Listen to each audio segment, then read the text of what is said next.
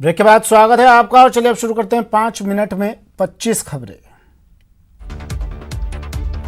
प्रधानमंत्री नरेंद्र मोदी आज स्वामित्व योजना के तहत प्रॉपर्टी कार्ड वितरण की शुरुआत करेंगे। वो इस योजना को वीडियो कॉन्फ्रेंसिंग के जरिए लॉन्च करेंगे। इस योजना के लॉन्चिंग के दौरान 1 लाख प्रॉपर्टी धारकों के मोबाइल पर लिंक भेजा जाएगा। इस योजना की शुरुआत करने के दौरान पीएम मोदी लाभार्थियों से बात भी करेंगे।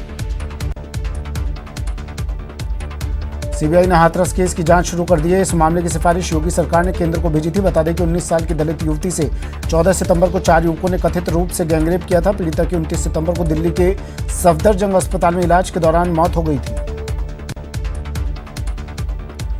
हाथरस की घटना पर कांग्रेस सांसद राहुल गांधी ने एक बार फिर यूपी सरकार पर हमला किया है। राहुल गांधी ने ट्वीट कर कहा कि शर्मनाक सच्चाई ये है कि कई भारतीय दलित, मुसलमान और आदिवासियों को इंसान समझते ही नहीं।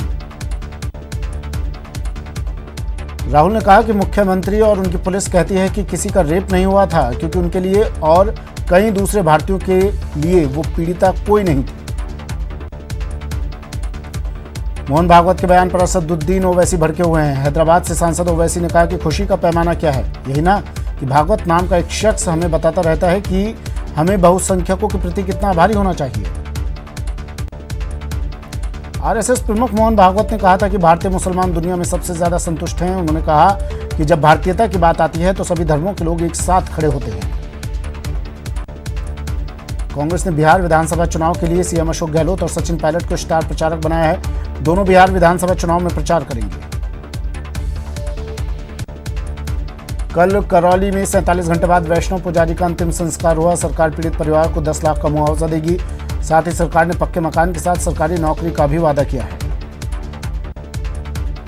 शहर की सरकार के लिए बिगुल बज गया है। 3 शहर, 6 निगम और 560 वार्ड, जिसके लिए 2 चरणों में 29 अक्टूबर और 1 नवंबर को वोटिंग होगी और 3 नवंबर को नतीजे आएंगे। कोचिंग सिटी में पहली बार 2 नगर निगम के चुनाव होंगे और इस चुनाव में 150 वार्ड पार्षद चुने जाएंगे। नगर निगम चुनाव का बिगुल बजते ही सरगर्मियां तेज हो गई हैं। जयपुर के तुंगा ग्राम पंचायत में नतीजे को लेकर बवाल शुरू हो गया है। सरपंच पद की रिकाउंटिंग करवाने पर ग्रामीण अड़े हैं। बड़ी संख्या में मतदान केंद्र के बाहर ग्रामीणों का धरना जारी है।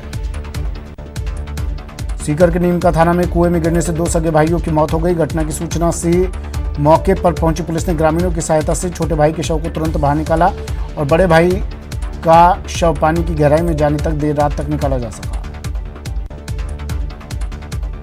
कोटा में कुछ बाइक सवार बदमाशों ने जमकर उत्पात मचाया। बदमाशों ने कई वाहनों में तोड़फोड़ की। प्रॉपर्टी विवाद में तोड़फोड़ की गई वारदात सीसीटीवी में कैद हो गई। अलवर के बहरोड इलाके के गुंती गांव में देर रात बिजली लाइन फॉल्ट होकर गिर जाने से करीब 2000 मन कड़वी में आग लग गई। इस आग से पूरी कड़वी जलकर राख हो गई। इस आग पर नीमराना और कोटपुतली से पहुंची फायर ब्रिगेड ने काबू पाया। बाना के अटरू कस्बे में देर रात आग लगने से 2 जगह हादसे में 132 केवी जीएसएस ग्रिड स्टेशन में भीषण आग लग गई। वहीं एक स्कूटी में आग लगने से स्कूटी धू कर बुरी तरह से जलकर खाक हो गई। बूंदी में आग का तांडव देखने को मिला। कबाड़ी की दुकान में भीषण आग लग गई, जिससे लाखों का सामान जलकर राख हो गया। भरतपुर में ब्राह्मण समाज समिति और युवा ब्राह्मण महासभा ने पुजारी बाबूलाल वैष्णव की जलाकर निर्मम हत्या के विरोध में महोदय के नाम तहसीलदार नगर को ज्ञापन सौंपा। भरतपुर के डी कस्बे के जल महलों की नगरी में तालाबों का पानी दूषित हो रहा है। गटर का गंदा पानी के चलते क्षेत्रवासियों को तालाब के पास से निकलने में दिक्कत होती है। भरतपुर में किसान की परेशानी को सुनने वाला कोई नहीं है। यहाँ 24 घंटे में 6 घंटे बिजली सप्लाई होती है, जिससे किसानों को खासी परेशानी होती है। कोटा के एमबीएस के सेंट्रल लैब में अवैध वसूली मामले में न्यूज 18 की खबर का बड़ा असर हुआ है। खबर दिखाने के बाद लैब प्रभारी ने कर्मचारी को हटा दिया।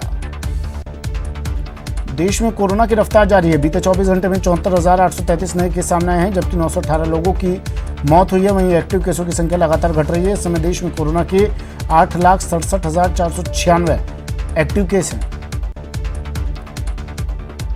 भारत में अब तक कोरोना के कुल 70,53,807 मामले सामने आ चुके हैं, जिनमें 8,67,496 एक्टिव केस हैं, जबकि 60,77,977 लोग संक्रमण से मुक्त हो चुके हैं। कोरोना संक्रमण की वजह से अब तक 1,08,334 लोग अपनी जान गंवा चुके हैं। आईपीएल 2020 के 25वें मुकाबले में रॉयल चैलेंजर्स बेंगलुरु ने चेन्नई सुपर किंग्स को 37 रनों से हरा दिया। आईपीएल के 13वें सीजन में 24वें मैच में कोलकाता नाइट राइडर्स ने किंग्स 11 पंजाब को 2 रनों से हरा दिया।